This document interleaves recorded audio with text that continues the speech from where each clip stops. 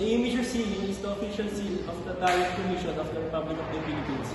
The first is gear and factory. The gear symbolizes industry and manufacturing, showing how tariffs protect local production from foreign competition. The next one is the shape of rice.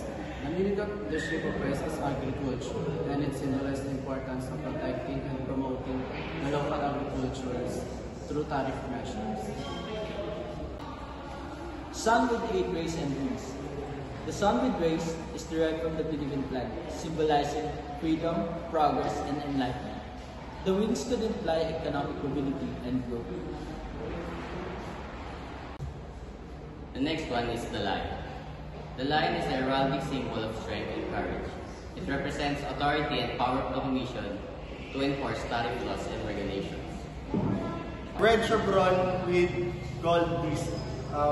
This could stand for the protection for the Tariff Commission to provide to local industries from unfair foreign competitions. Also, often used in the heraldry to represent protection or support.